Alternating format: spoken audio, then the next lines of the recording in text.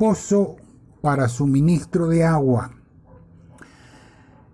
Cuando, como sucede con cierta frecuencia en algunos países latinoamericanos, fallan los servicios, por ejemplo, el servicio de suministro de agua, los vecinos suelen ponerse de acuerdo para instalar un pozo para suministro de agua.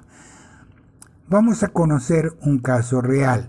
Comencemos por la maquinaria e instalaciones necesarias.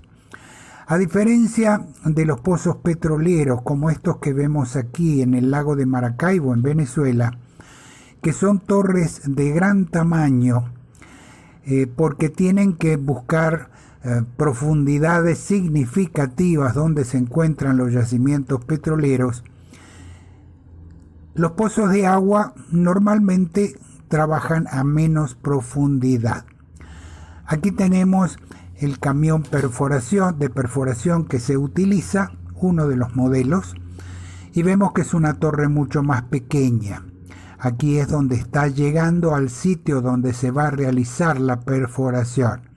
Una vez ubicado, el siguiente paso es construir este tanque temporal para suministro de agua y barro bentonítico. Esto es un fluido que se utiliza para, por un lado, enfriar y mantener en buenas condiciones la mecha de perforación del pozo.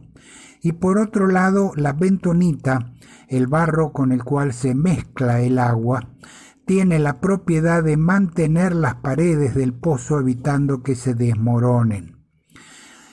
Una vez hecho esto, se levanta la torre que venía acostada sobre el camión.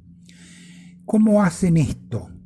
Bueno, hay gatos hidráulicos que aquí los señalamos y aquí los vemos más en detalle. Estos son los que levantan la torre a su posición vertical.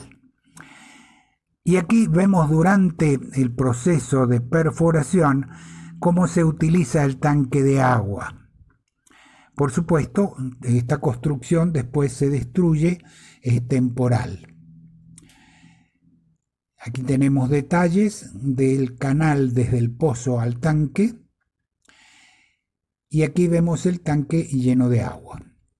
Por otro lado, se construye un tanquecito adicional que es donde se va a separar el barro bentonítico, que aquí lo vemos cuando está en plena perforación la máquina. Y vamos a la máquina en sí. Lo primero que vamos a conocer es la mecha de perforación. Estas mechas normalmente tienen dientes de carburo de tungsteno, el material más duro que se conoce, que por supuesto tienen la capacidad de romper piedras, rocas e incluso estratos de bastante dureza. Hay diferentes modelos, este es uno de ellos. Para que pueda producir la perforación, este esquema va a tener dos tipos de movimiento. Un movimiento rotatorio, la mecha de perforación gira constantemente. Pero además de eso, el primer tubo que se le añade a la mecha de perforación y que aquí señalamos es un tubo de pared muy gruesa y es mucho más pesado que los tubos normales. Vamos a conocerlo. Estos son los tubos de alto peso. Este es el primero que se incorpora en la sarta de perforación. Entendamos cómo funciona esto. Cada tubo tiene en un extremo una rosca macho y en el otro extremo una rosca hembra.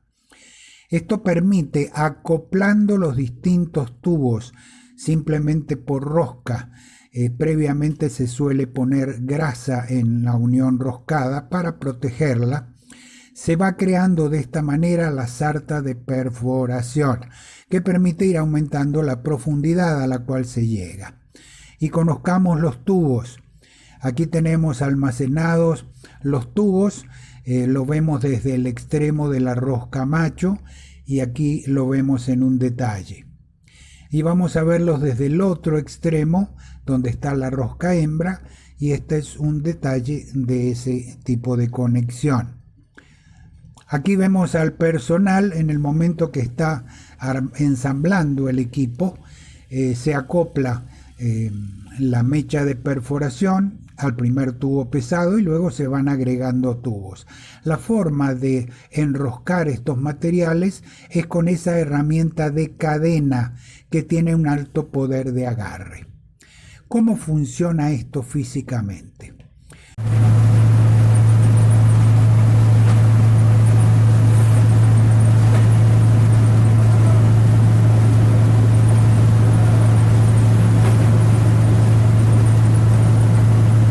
Por un lado tenemos el Kelly o vástago, que normalmente es cuadrado o hexagonal, ya lo veremos. Y hay una mesa rotatoria que gira y que va moviendo el Kelly y por supuesto los tubos que estén acoplados al Kelly. Las formas habituales del Kelly o vástago son estas, cuadrado o hexagonal. No son las únicas, hay algunos otros esquemas o geometrías.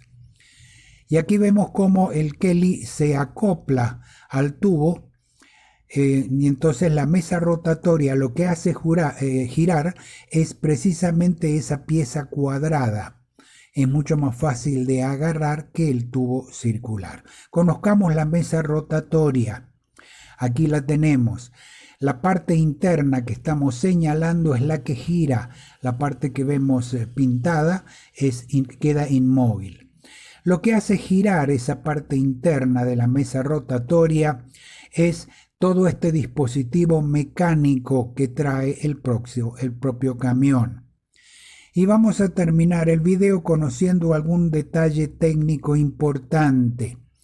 Cuando se hace la perforación y se encuentra la primera capa de agua, que normalmente son aguas donde hay descargas de aguas negras y son aguas contaminadas que no son para consumo humano, entonces el equipo de perforación arma un tapón de concreto u hormigón justo de la longitud, un poquito más, de la capa de agua.